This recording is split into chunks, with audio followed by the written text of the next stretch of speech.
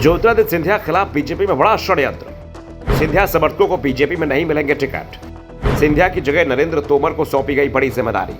विधानसभा चुनाव से पहले बीजेपी सिंधिया के साथ खेल करने में जुट गई है, लेकिन उनके पैरों से जमीन भी खिसकाई जा रही है। सिंधिया समर्थक उम्मीद कर रहे हैं कि जैसे कांग्रेस में उन्हें आसानी से टिकट मिल जाता है, वैसे ही बीजेपी में भी उन्हें टिकट मिल जाएगा। लेकिन अब सिंधिया को एहसास हो चुका है कि बीजेपी में उनका रास्ता बेहद मुश्किल हो चुका है और हाईकमान ने जो फैसला किया है उसके बाद तो सिंधिया समर्थक भी मायूस दिखाई दे रहे हैं। सिंधिया बीजेपी में तेजी से कमजोर होते दिखाई दे रहे हैं। दरअसल बीजेपी ने केंद्रीय कृषि मंत्री नरेंद्र सिंह तोमर को चुनाव प्रबंधन समिति का संयोजक नियुक्त करने का ऐलान किया। उनकी नियुक्ति के बाद से केंद्रीय मंत्री ज्योतिरादित्य सिंधिया को लेकर कयासों का दौर शुरू हो गया है। तोमर की नियुक्ति को सिंधिया के लिए बड़ा झटका भी माना जा रहा है। इसके दो कारण हैं। पहला तो तोमर को सिंधिया का राजनीतिक प्रतिद्वंदी माना जाता है। दूसरा ये भी कि सिंधिया की तरह तोमर भी ग्वालियर चंबल क्षेत्र से आते हैं।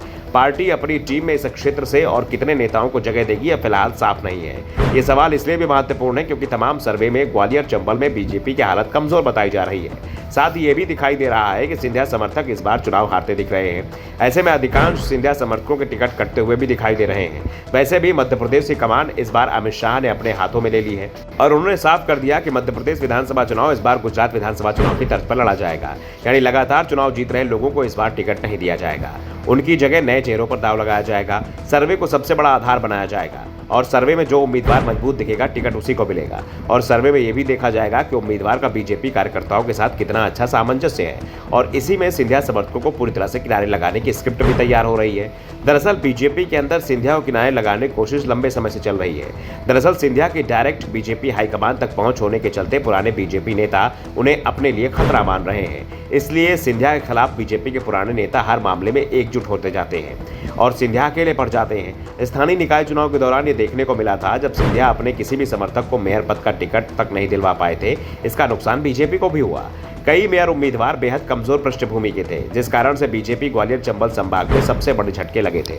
ऐसे में पहले ही आशंका जताई जा रही है कि सिंधिया समर्थक विधायक और मंत्रियों के टिकट कट सकते हैं और अब यह भी साफ हो गया है कि चुनाव के दौरान नरेंद्र तोमर की भूमिका सिंधिया से बड़ी होने वाली है। ऐसे में सिंधिया के लिए आने वाले दिनों में मुश्किलें बढ़ सकती हैं। दरअसल तोमर की नियुक्ति से पहले उम्मीद की जा रही थी कि सिंधिया को बीजेपी बड़ी जिम्मेदारी दे सकती है। बीते मंगलवार को अमित शाह की भोपाल में पार्टी नेताओं के साथ बैठक के बाद ही लगने लगा था कि पार्टी चुनाव के लिए जल्दी अपनी टीम का गठन करेगी। ताज्जुब यह है कि इन बैठकों के बाद सबसे ज्यादा व्यस्त केंद्रीय मंत्री ज्योतिरादित्य सिंधिया दिखे थे। मीटिंग से ठीक पहले सिंधिया ने राज्यपाल मंगूभाई पटेल से मुलाकात की थी। मीटिंग के बाद अमित शाह उन्हें अपने साथ लेकर दिल्ली गए थे। दूसरे दिन सिंधिया भोपाल लौट गए और अपने लोकसभा क्षेत्र शिवपुरी में व्यस्त हो गए। सिंधिया व्यस्त ही रहे और पार्टी के अंदर बड़ी जिम्मेदारी नरेंद्र तोमर ले उड़े। अब सिंधिया समर्थक बेहद मायूस दिखाई दे रहे हैं। टिकट के कई दावेदार तो अब कमलनाथ के दरवाजे में हाजिरी लगाने के बारे में भी विचार कर रहे हैं। Bureau report, the Dhakad news.